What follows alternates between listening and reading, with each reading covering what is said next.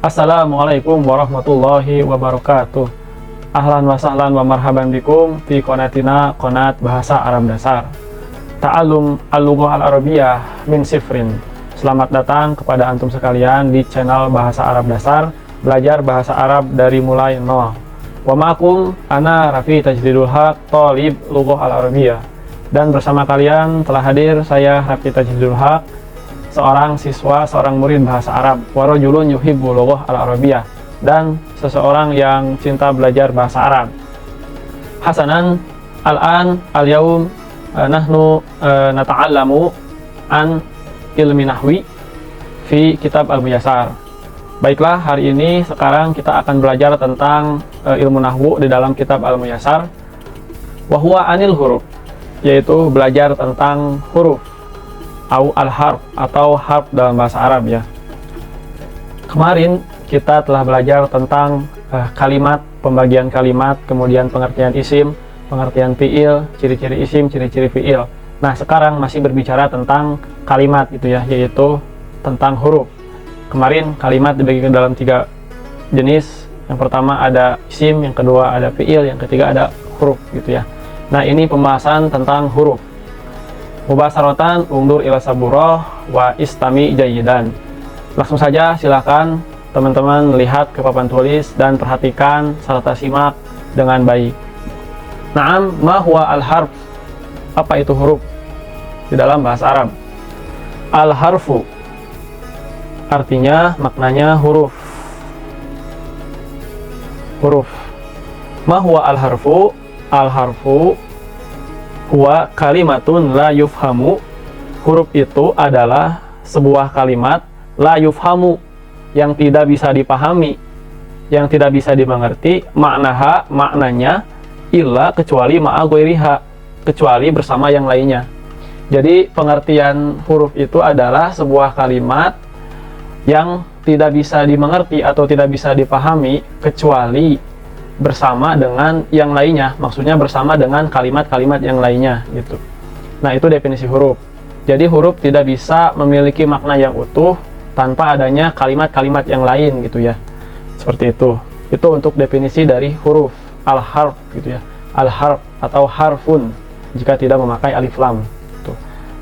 Mislu min. Nah, misal daripada huruf itu yang pertama min gitu ya. Min ini artinya dari. Min, dari, meskipun terdiri dari 2 huruf, tapi ini disebut dengan huruf gitu ya, yang memiliki makna min. Nah, min ini tidak bisa memiliki makna yang utuh kecuali bersambung dengan yang lainnya gitu. Contoh kalimat yang memakai min, misalkan min ba'idin, dari jauh, misalkan min qaribin, dari dekat. Huruf berikutnya misal fi. Fi itu maknanya artinya di dalam. Fil fasli, fil baiti gitu ya, di dalam kelas. Fil fasli, fil baiti, di dalam rumah. Kemudian fil masjidi, di dalam masjid. Kemudian fi birkati, di dalam kolam. Wa ghairiha. Kemudian contoh daripada huruf adalah summa. Summa artinya kemudian, maknanya kemudian. Jadi untuk menunjukkan urutan sebuah kegiatan. Contohnya qara'tu, aku membaca, summa kemudian katabtu, aku menulis gitu ya. Nah, itu makna dari summa. Kemudian misal dari huruf itu adalah waw gitu. Wa. Di sini waw macam-macam, nanti ada waw atop, ada waw jaidah, ada waw maf'ul ma'ah. Tapi waw itu kebanyakan artinya gitu ya, dan mengandung arti kata dan gitu ya, jika diterjemahkan.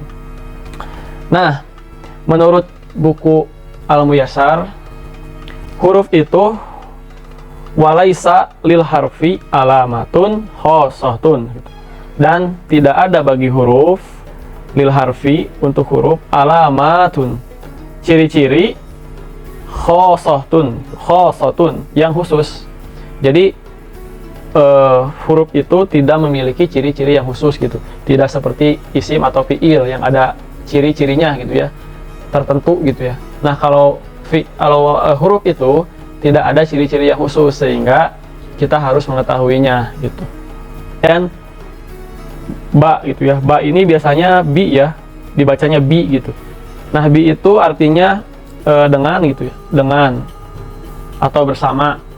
Nah, di antara huruf-huruf yang sering muncul di dalam bahasa Arab itu ada yang namanya harfun jarin atau huruful jar, huruf-huruf jar. Nah, huruf-huruf jar ini berfungsi untuk menjadikan sebuah kalimat atau kata itu atau isim ya, karena huruf jar itu masuk kepada isim. Isim itu menjadi majrur atau kasroh gitu ya. Jadi apabila ada huruf jar, kemudian di depannya ada isim yang kemarin kita pelajari ya, kata benda, contohnya masjidun, madrasatun, qolamun. Nah, maka baris akhirnya dari isim tersebut harus kasroh gitu. Contoh, kalau dimasuki kata tadi minal masjidi gitu, dari masjid, minal fasli dari kelas. Nah, seperti itu. Nah, huruf jar itu ada beberapa gitu ya, bermacam-macam pendapat sih. Ada yang umumnya, ada yang segini nih yang sering digunakan. Nah, huruf jar yang pertama ada an itu dari gitu ya, biasanya di ilmu hadis sering kita dengar an Aisyata, nah, an Umaro, an Ali gitu, dan lain-lain. Kemudian kenapa an Aisyata enggak kasroh? Nah, nanti itu beda lagi pembahasannya di isim layun sorib gitu ya, isim yang tidak bisa dibaca tanwin. Nanti itu kita jelaskan ya. Kemudian ala itu artinya atas atau pada ya, ini dari, ini atas atau kepada itu bisa. Kemudian min dari. Nah, ala contohnya alal maktabi, di atas meja.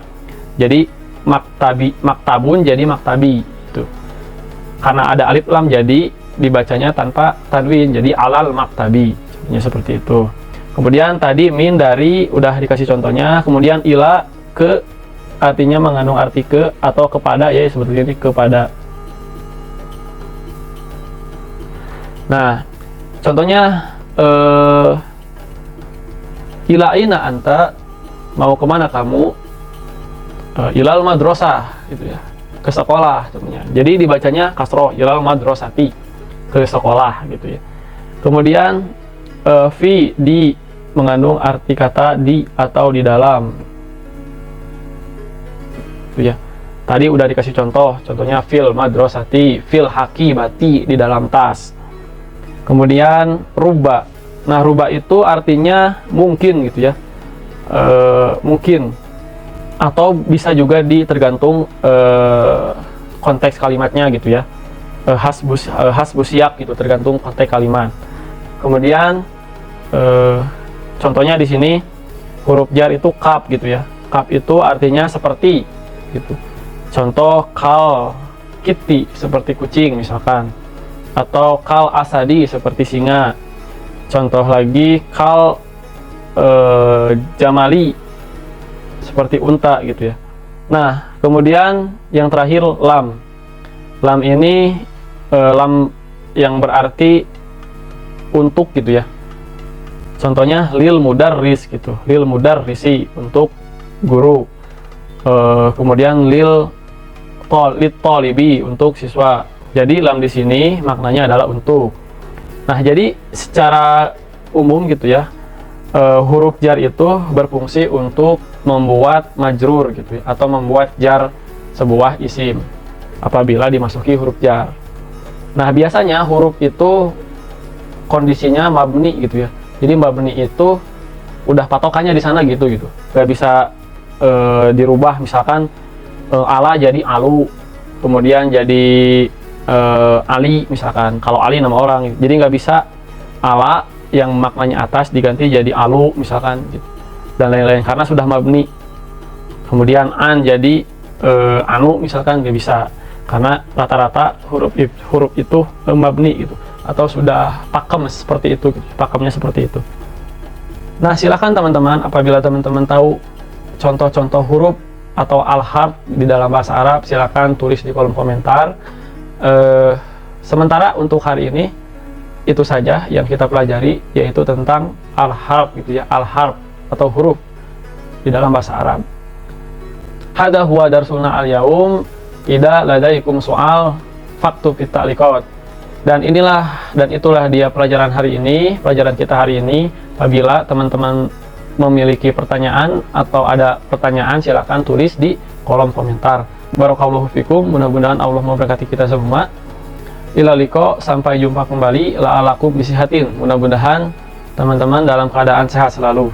Assalamualaikum warahmatullahi wabarakatuh.